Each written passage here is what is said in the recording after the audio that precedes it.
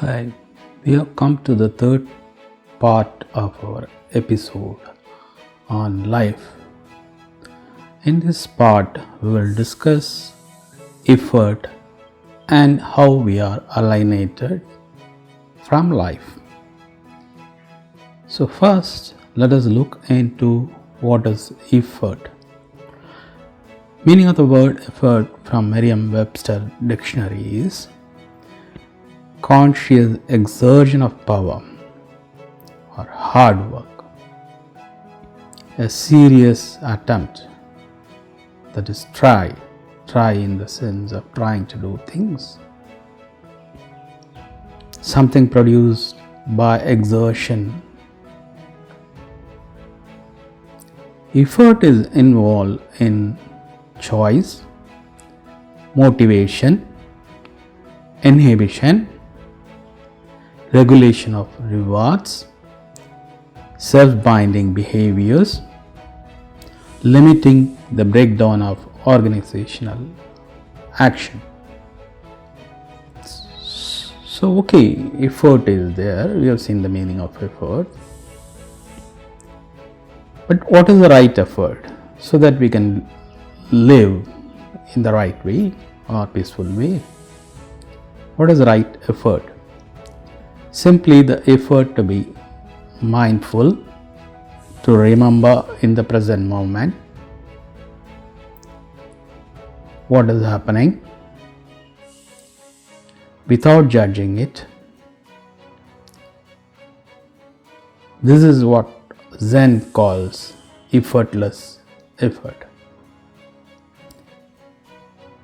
In effort, there is involved an idea and action, and the problem of how to bridge the idea and action. All effort implies idea and action and the coming together of these two.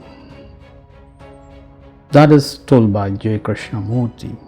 J. Krishnamurti's view explains effort very clearly. There is an idea and an action, which means there is space and time between the idea and action.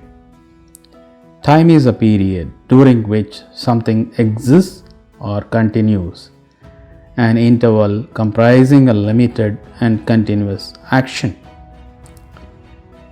Psychologically, space is interval between two events. Here, time and space are correlated, but it is not the same. Further references on this, if you want to study more, I'll give at the end of this discussion. So let us now move to another small topic, which explains that we have alienated ourselves from life.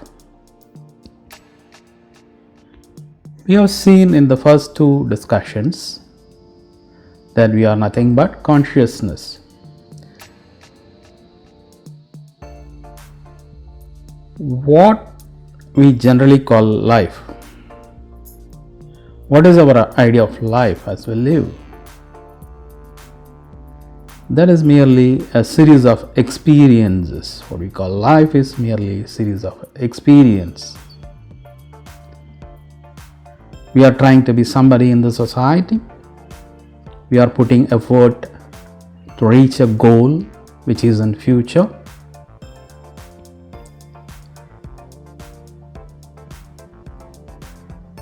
Then all this knowledge, effort and experience, on what substratum does exist?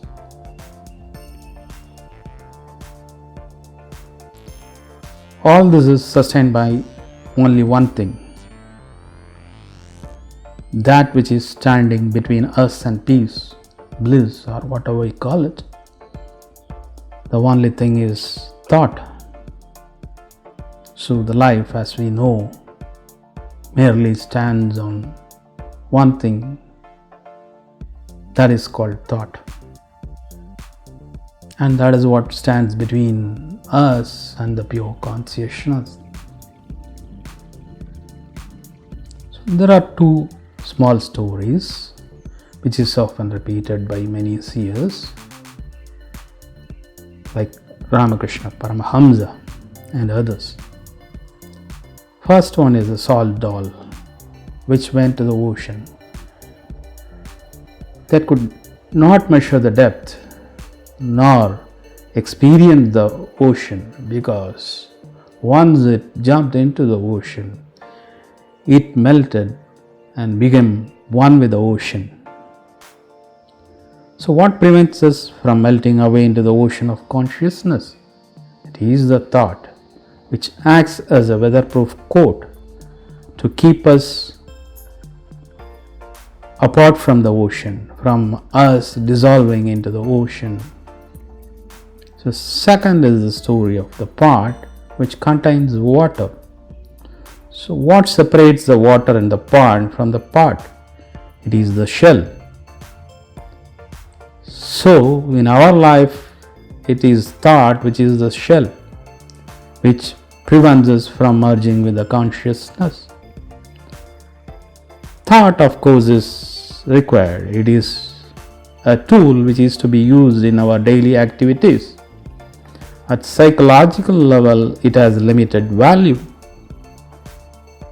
So let us see some formal studies. We do not make some expert through training in formal methods of analysis. Quite contrary, it is true. In fact, we run the risk of slowing the development skills. And another study, I am quoting the references I will give in the end. The brain damaged subjects lacked intuition and emotional reaction to anticipated consequences to good and bad decisions. Intuition depends on the use of experience to recognize key patterns that indicate dynamics of the situation. You are aware that intuition is not thought, and thought prevents intuition. So what is required for a skill? Of course, you have to be trained, but more than that, what requires is intuition, not following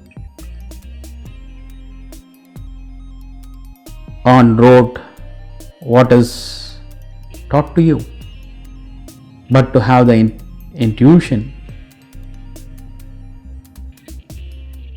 So thought prevents intuition, we all know that. And an emotional intelligence also a must. Mere study of the books are not enough. So it is not merely thought or knowledge which will suffice our life. More than that, it is consciousness at the basic level and the intuition for day-to-day living, rightful living. So we will further continue our discussions on life in our next episode. Please subscribe to my channel and click the bell icon. Thank you.